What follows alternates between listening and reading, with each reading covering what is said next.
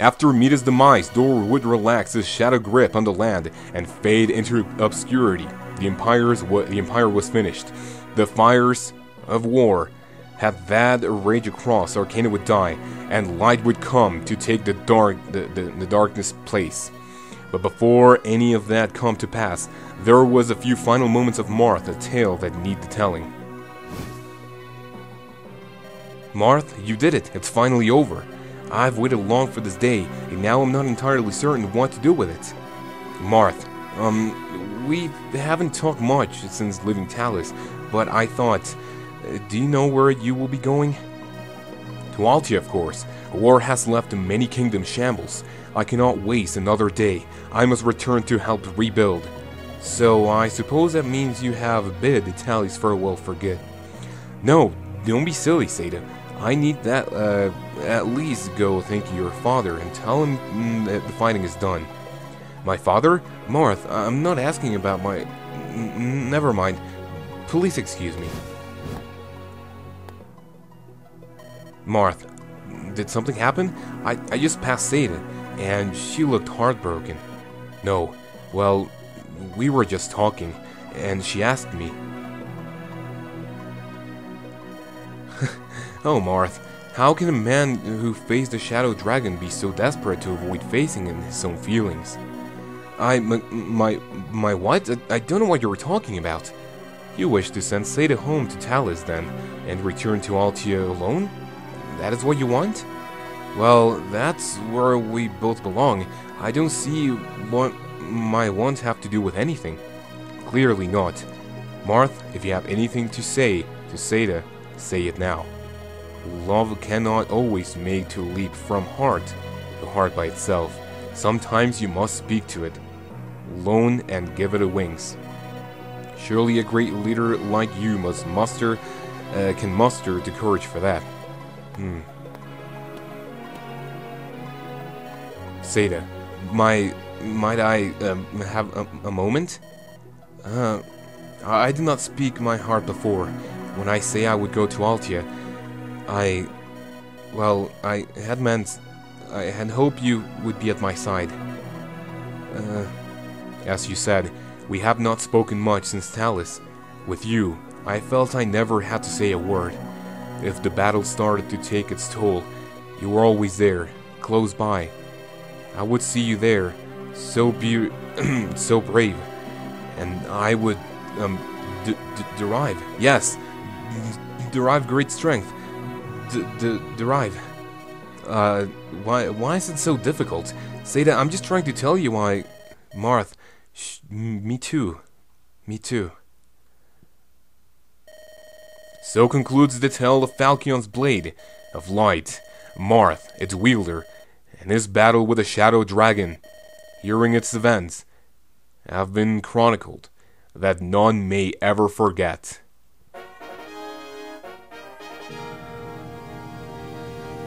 And right here we get the campaign summary. This is not like anything too special, and I know that no one is watching this right now, but for that like one person that is watching the series that I see the comments that you enjoyed, this epilogue is obviously going to be a separate part. I did not really do a really good job like doing the transition, and one thing that I'm really sad about is that Elise died. Even though she died, it was really like, well, that last chapter can actually be pretty fucking annoying if you do it regularly. But if you have overpowered units like Marth at level 30 with a Falchion and all that good shit, you know, it's actually really cool. There's really nothing else to say. As you can see, this is like the timing, and one thing that you're gonna see in chapter 18 is that it took like around 2 hours to beat, or like 2 hours or something like that, and the reason being is because that, in my personal opinion, is the best chapter to level up your units in the fighting arena, which is quite good. You know, let me see, it's coming right up. It's okay, so it took 121 turns and 1 hour and 49 minutes. It was actually really good. And, yeah, reason being is because, well, that's how you want to level them up.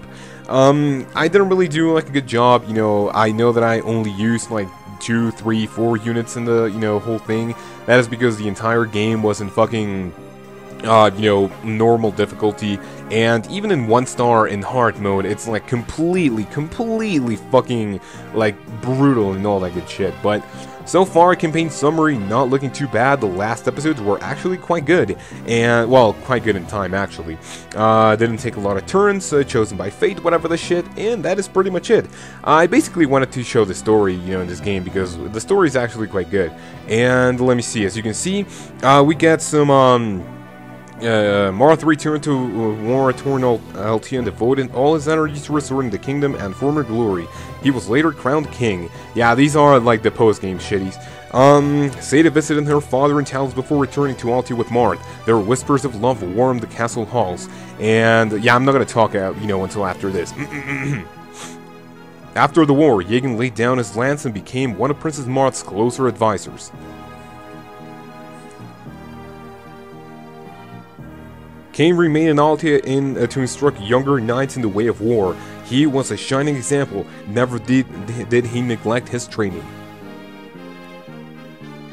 Abel left army open a small shop. He was to be married, but in the end his fellow knights were his most steadfast companions. B1, I don't even know what those things are. Draw was put in charge of Outland Garrison. The people soon came to love their knight, but stalwart protector. The most overpowered unit, of course. Valiantly lured the enemy away to ensure Marth's escape from Altia, but sadly, no one ever heard of him again. Yeah, that wasn't one we fucking sacrificed. Riz built a monastery and spent his remaining years for caring for children, oh god, who had lost their parents in the war. That's not looking good.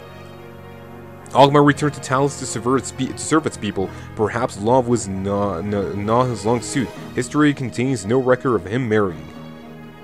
Barst, overpowered. Barst briefly enlisted the Arcanian army, but later deserted to become a pirate, by some accounts. Ah, what a faggot. Bord returned to his peaceful life as a woodcutter. In time, he became renowned for his craftsmanship.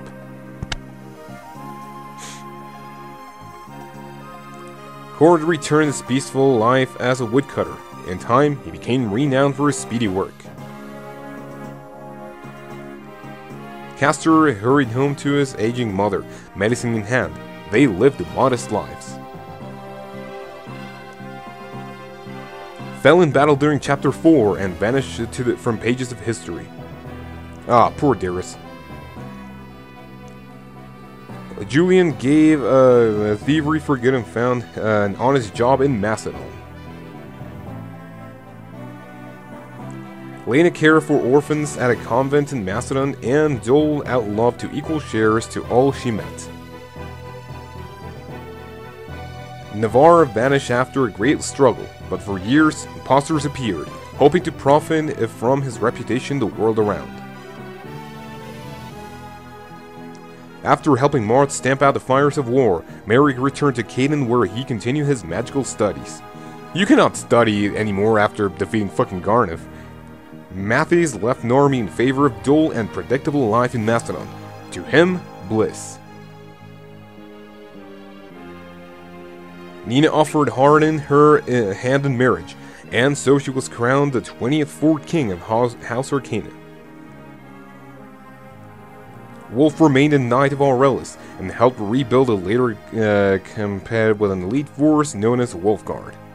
Wow, what an egotistical fuck. Seagull remained a knight of Aurelis. He helped rebuild and later became vice captain at a pillar of the Wolfguard. Wow, what an egotistical bastard. Roshia left Narmi and later returned to become an Aurelian paladin. Records show him he resided in the Altian for a time. Valiant remained a knight of Aurelis and helped rebuild. Always he put his friends with whom he had grown to manhood first. Wendell became a senior mage in Caden and embarked on a journey that took him from land to land in pursuit of truth.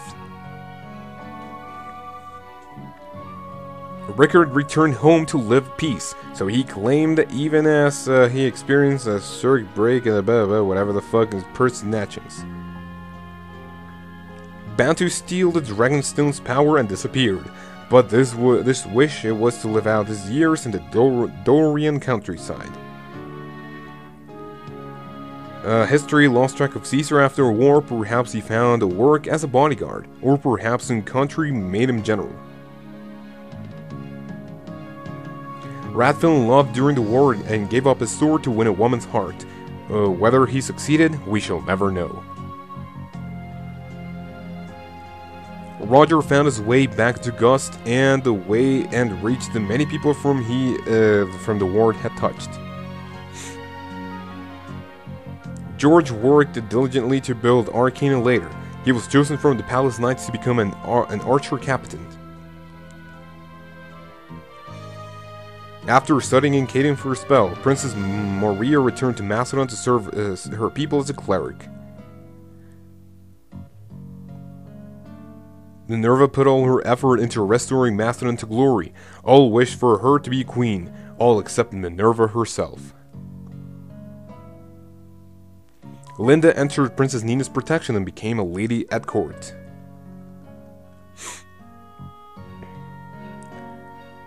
Medea honored her prince's request to remain with the Arcanian Knights and later became her captain. Their captain, sorry.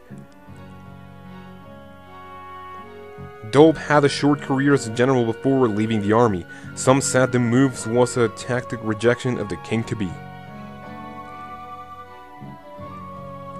Massilian left the Arcanian army without a word of explanation. He settled near the border and formed a band of watchmen. No one knows what became of Thomas after the war, but some suggested he returned home to live in peace. Boa resumed his duties as the Arcanian's royal bishop, guiding the kingdom while its people got back to their feet. Beck became famous for subjugating a group of borderland rebels who, having nerve to see a ballista, panicked and promptly surrendered.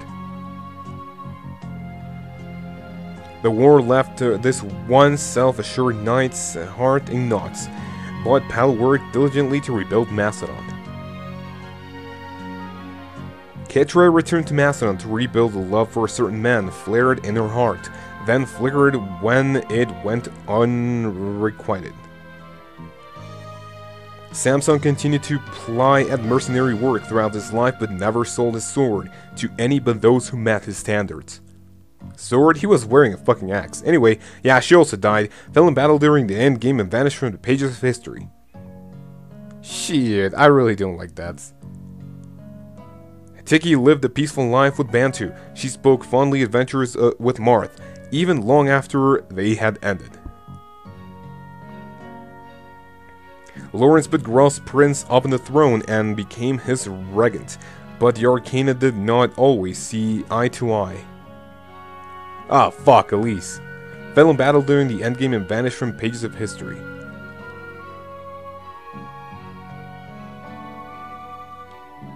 At Nina's request, Gaunta became Archmage of Arcana. The world never knew a better teacher. Frey stayed in Altia to help rebuild his ravaged kingdom.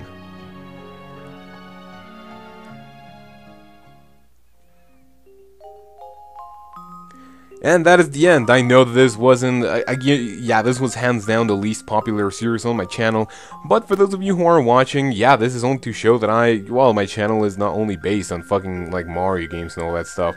It can, you know, it can actually vary, but this is exactly why I don't do them, because I like interaction most of all, and this series was not the case. However, we're gonna stop complaining. That was pretty much it. Hopefully you guys enjoyed. We'll see you later when I have a couple of surprises for you, as well as when we start the road to Mario Kart 8. Have a great day, and until those videos, I will see you then.